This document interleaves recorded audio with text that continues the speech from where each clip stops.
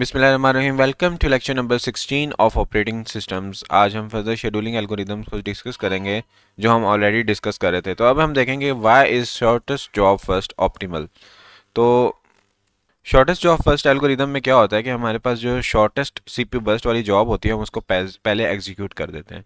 तो ये wait time reduce कर देता है फॉर द शॉर्ट प्रोसेसेस, और ये इंक्रीज कर देता है wait time for the long processes. तो वैसे क्या हो रहा था, लॉन्ग प्रोसेसेस सीपीयू पे जा रहे थे और सारी जगह वो घेर के रखते थे, शॉर्ट प्रोसेसेस की बारी ही नहीं आती थी। तो पहले हम शॉर्ट प्रोसेसेस रन कर देते हैं ताकि वो जल्दी से एग्जीक्यूट हो जाएं, और फिर लॉन्ग प्रोसेसेस हम रन करते हैं। अब एक एग्जांपल देखते हैं। हमारे पास कि सीपीयू बर्स्ट है P1 P2 P3 का 5 3 and 2। The first Gantt chart shows the execution of process according to the longest job first algorithm। longest job first में क्या होगा, पहले 5 एग्जीक्यूट होगा, फिर 3 यूनिट वाला एग्जीक्यूट होगा, फिर 2 वाला एग्जीक्यूट होगा, resulting in waiting time for P1 P2 P3 to be 0 5 8। इस P1 के लिए जो वेटिंग टाइम बनेगा वो बनेगा 0, P2 के लिए बनेगा 5 और इसके लिए बनेगा 5 + 3 8। ये इनका वेटिंग टाइम बन जाएगा। तो Second Gantt chart shows the execution of the process according to the shortest job first algorithm। shortest job first algorithm के लिहाज से इसको देखें, इसका वेटिंग टाइम बन जाएगा 0, इसका वेटिंग टाइम बन जाएगा 2 और इसका वेटिंग टाइम बन जाएगा 5। तो आपने देखा किस तरह वेटिंग टाइम रिड्यूस हो गया, which is much smaller than the decrease in wait times for P2 and P3।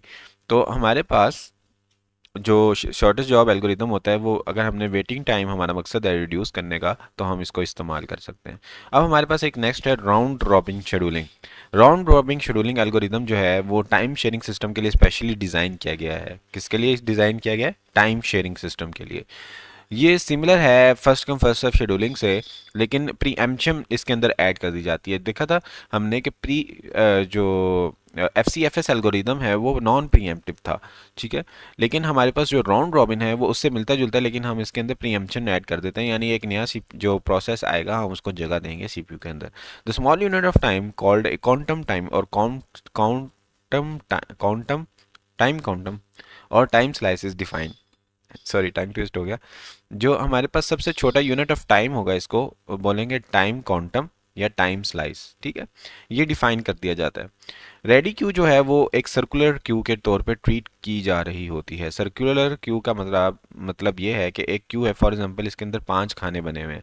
अब 5वां खाना जब हमारा फिल हो जाएगा तो हम एक सर्कल बनाएंगे, इस तरफ आएंगे और इस खाने से दोबारा शुरू हो जाएंगे, ठीक है।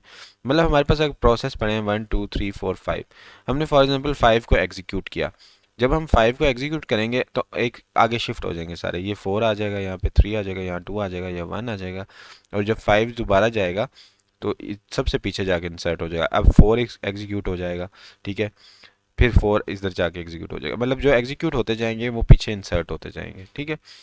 और हर टाइम क्वांटम टाइम स्लाइस के बाद हमारा जो प्रोसेस है सीपीयू से रिमूव होता जाएगा। तो CPU scheduler goes around the ready queue allocating the CPU to each process for the time interval of up to 1 time quantum. जितना भी हमने टाइम क्वांटम डिफाइन किया है, सीपीयू शेड्यूलर क्या करेगा, रेडी क्यू से प्रोसेस पिक करता रहेगा और जो उसके अंदर प्रोसेस है वो उस पर डालता रहेगा, ठीक है। चाहे प्रोसेस जहां भी पहुंचा है, डजेंट मैटर।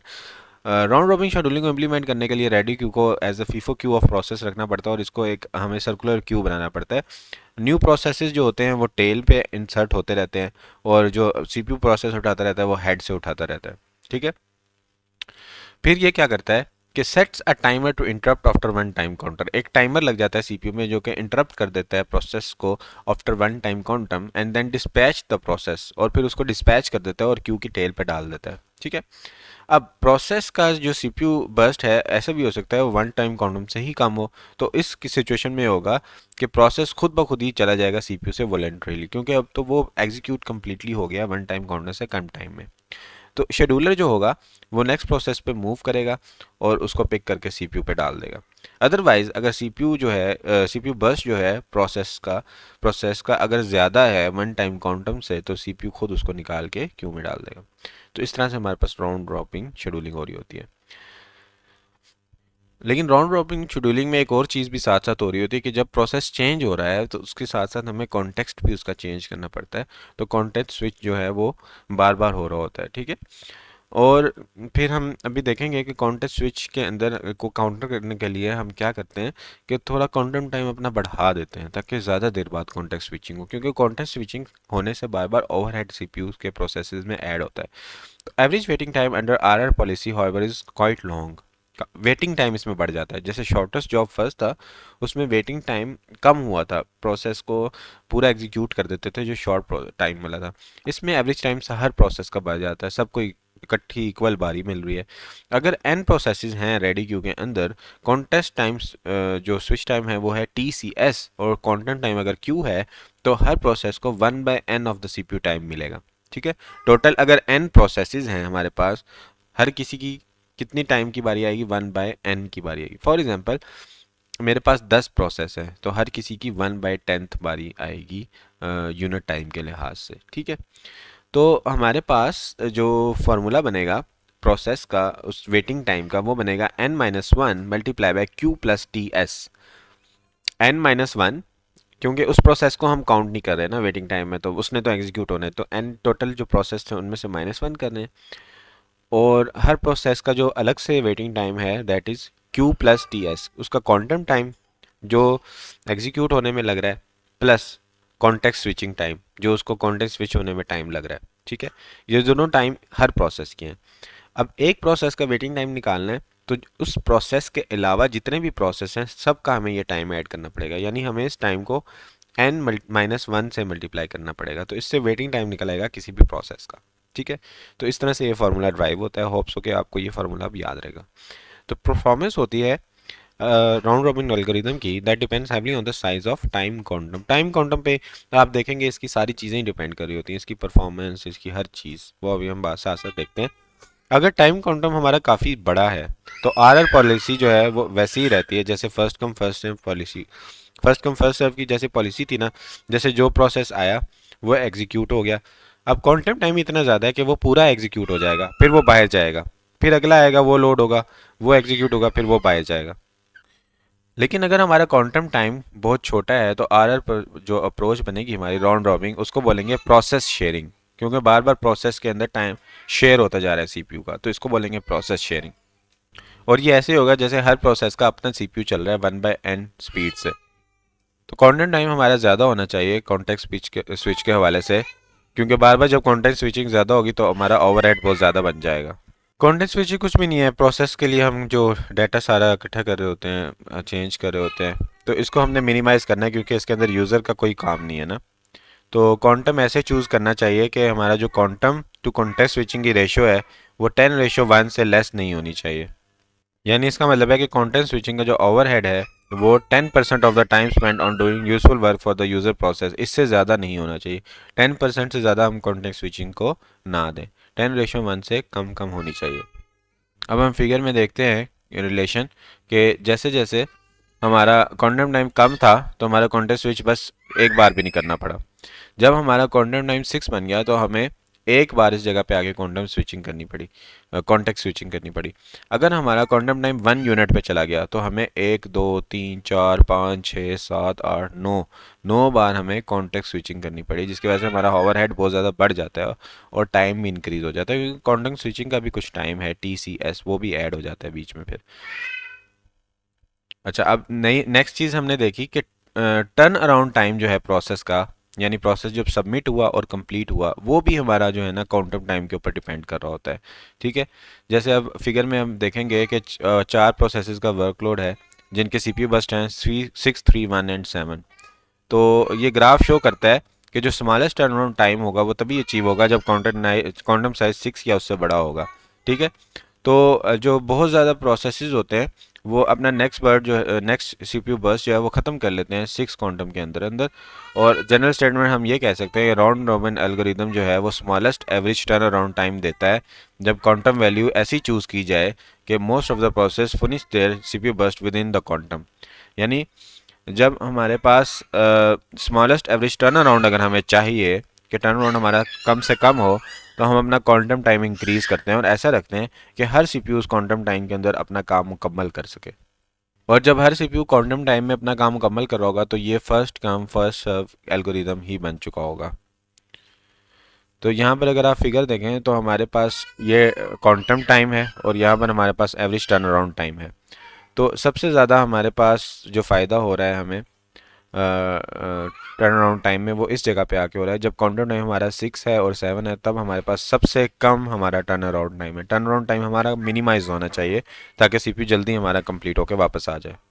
फिर इसके बाद हम देखते हैं कि हमारे पास एक एग्जांपल है जिसमें हमारे पास सीपीयू P1 प्रोसेस आया, P1 P2 P3 P4 और इनका बर्स्ट टाइम है 53 17 68 और 24।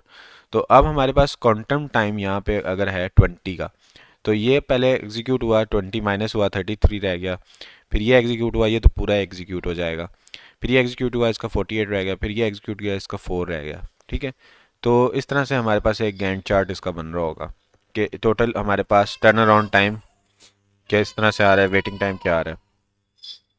तो यहाँ पे अगर हमने देखा एवरेज वेटिंग टाइम जो हमारा बन रहा है वो बन रहा है 73 टाइम यूनिट्स, जबकि शॉर्टेस्ट जॉब फर्स्ट के लिहाज से देखें तो 38 बन रहा है। तो हमारे पास ये होता है कि राउंड रॉबिन का हायर एवरेज टर्न अराउंड होता है, टर्न अराउंड तो नहीं as compare to shortest job first, पर बेटर रिस्पॉन्स, लेकिन रिस्पॉन्स इसका अच्छा होता है। तो टाइम शेयरिंग सिस्टम के अंदर क्या होता है कि शॉर्टर रिस्पॉन्स टाइम प्रोसेस का इंपॉर्टेंट होता है than the shorter turnaround time for the process.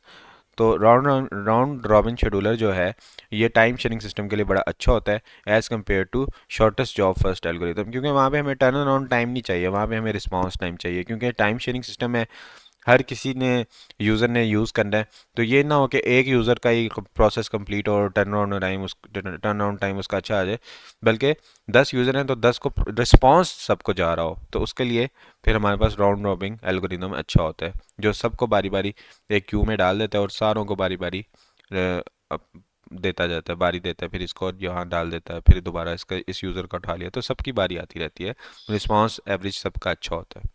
जबकि हमारे पास जो शॉर्टेस्ट जॉब फर्स्ट शेड्यूलर है वो बैच सिस्टम के लिए काफ़ी अच्छा है, जहाँ पे हमारे पास मकसद होता है कि टर्न अराउंड टाइम जो है वो कम हो, क्योंकि इसके अंदर बैच के अंदर हम प्रोसेसेस को लोड कर रहे होते हैं बैचेस के अंदर, तो इसलिए शॉर्टेस्ट जॉब फर्स्ट एल्गोरिथम उसके लिए अच्छा रहता है। अच्छा, मैं यहाँ पे कंफ्यूज इसलिए हो रहा था कि यहाँ पे इन्होंने कैलकुलेट किया एवरेज वेट टाइम और उसको उन्होंने कहा कि 73 टाइम यूनिट्स है और से 38 टाइम यूनिट्स है फॉर एसडीएफ, और यहाँ पे उन्होंने टर्न अराउंड टाइम की बात कर दी, तो इसलिए मैं इसको कंफ्यूज करा था।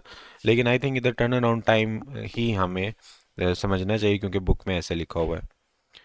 तो अब यहाँ पर अगर हम देखें तो जो हमारे पास टर्न अराउंड टाइम होता है that is equal to waiting time plus burst time. Waiting time कितना लग रहा है और बस टाइम कितना है उनको ऐड करके टर्न अराउंड टाइम निकलता है।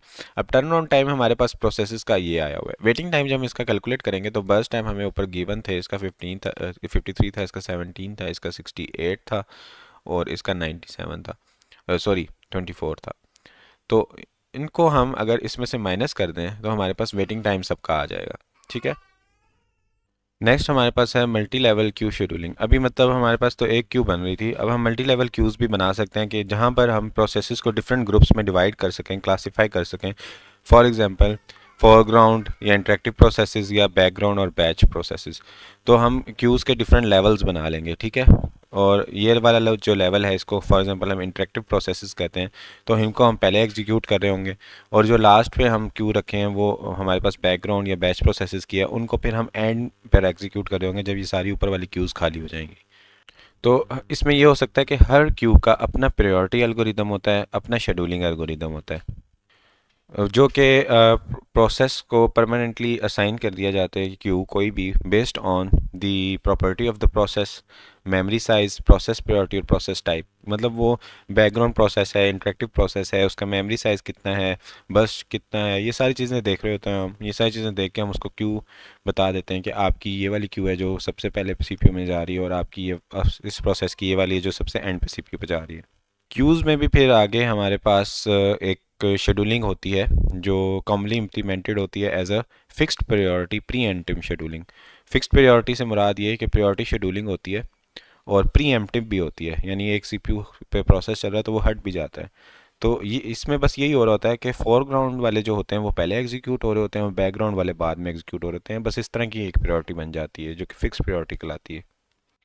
एक और पॉसिबिलिटी ये भी हो सकती है कि हम time slice between the Q करते रहते हैं कि कुछ टाइम इसको दे दिया, फिर उस टाइम क्वांटम के बाद अगली क्यू को दे दिया। तो इस तरह हम क्यूज़ के दरमियान टाइम स्लाइस भी कर सकते हैं।